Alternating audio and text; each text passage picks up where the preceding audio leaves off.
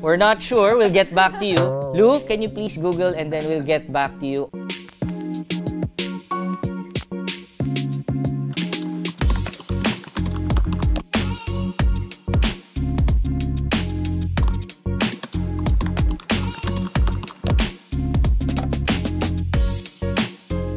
Hi guys! Now we're back to talk about something different in this episode, and we're gonna talk about work. And so I hope you guys are excited for this episode as we talk about our very first how-to.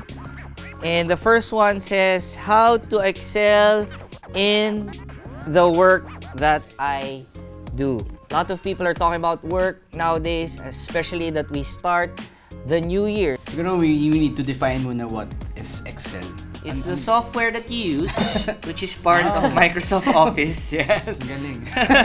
From an objective viewpoint, we have to quantify it. Yeah, that's good. And so parang we have KPIs, yung KPI, target, yung yeah. goal, yung KPI. For me, that's excellence. Engineer na engineer ka talaga. So what is KPI? KPI is Key Performance Indicators. It's where you know how to hit the target.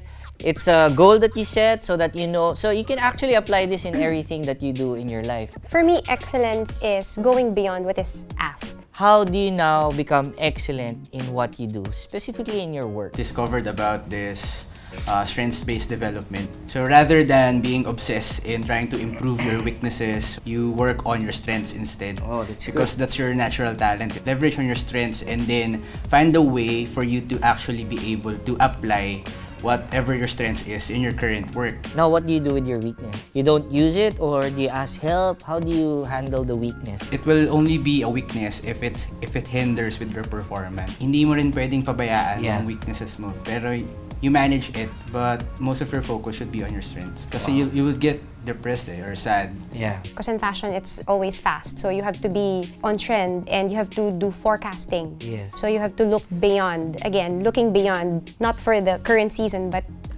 2-3 seasons ahead. So you educate yourself, you inform yourself, so you do research, adding value to what you do on a daily basis. Also pays to be creative and just going out of the box into how you approach your work. So excellence is also being ahead, trying to anticipate what is coming. And that's very good insight. So I think it's not only applicable to work, but also in our lives. All right, so for our next how-to, and I believe this is a very hard how-to. Are you guys ready for this question? All right. How to keep going even if I do not enjoy work at times. Wow.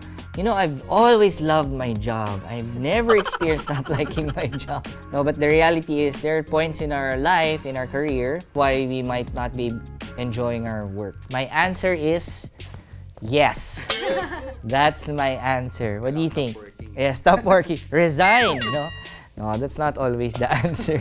That's where discipline comes in. Not every day you will feel like going to work. And even if you're doing something that you love, you would still be burnt out. Yeah. You would still feel that it's very hard to go to work. I think wherever you are, just build that discipline. It's a muscle, so that when time comes, that you build that muscle and rely on that discipline, so that you can move forward. Yes. Yeah.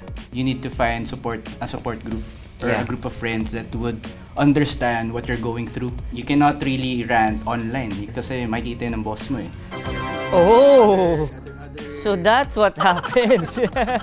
Social media is not really an avenue for you to release yung mga problems mo or yung stress mo sa work mo. So might as well grab a few friends that you trust. Yeah. Then you talk to them, you release to them yung stress or yung frustrations mo.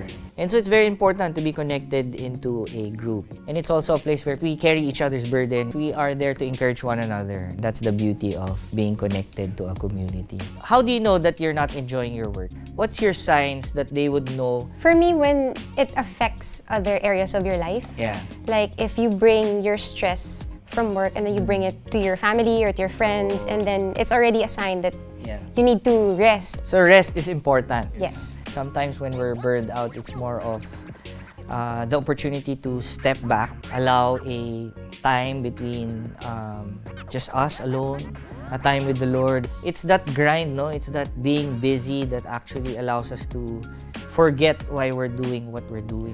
Actually, mas pagiging productive pa nga tayo When we rest. when we rest from time to time.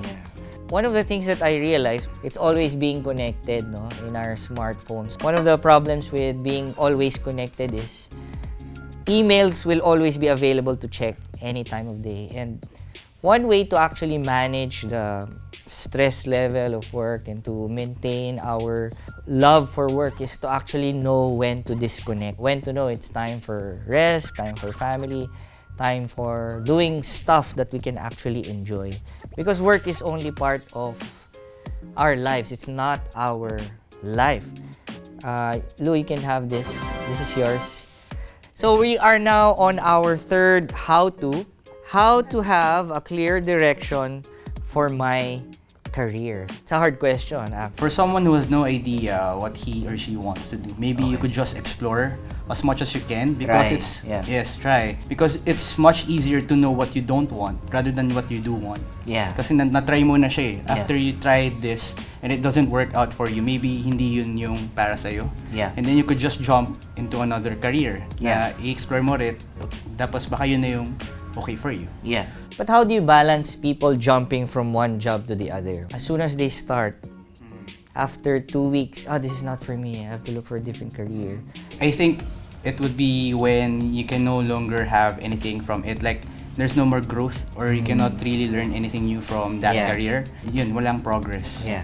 I think that's a question that only you can really Yeah. answer. Because for everyone, it's different. Yes. People can be fickle when it comes to like careers because they see other careers that are, oh, this is a good high-paying job or I want to go there. But that's not the way to go. The way to go is really just ask yourself, what am I enjoying? What do I enjoy doing? And from there, you can start exploring in that particular industry or in that particular area. And so if you're in a place where you're working right now and you're not sure if this is for you, for as long as you're there and you're still learning and growing, I think God will be the one to move the parts to bring us to where we should be. So let's go to the fourth how to, the last one for this episode. How to know if this job is for you. I think it depends on where you are in your career or job. Because maybe if that person is in the beginning of their career, that would be the perfect place for them to learn. Maybe a few years down the road, maybe it's time for promotion, it's time to move on to other things. It depends on where you are. It depends on where you want to go. Yeah. It's not all the time about our feelings, if we're happy, what we achieve, and if we're still getting promoted. It's beyond that, because I believe that a job is for us when God has called us to where we are. It's very important that it's not only about what we get. It's not only about what we gain in life. It's not about the salary, the benefit, but it's about where God wants us to be. And so wherever you are today, I believe God is preparing you for a different season. God is preparing you for probably a promotion or a bigger job. And so the question is, are we faithful where we are today? And that wraps up our episode today. I hope you guys learned something from KS and Garrett.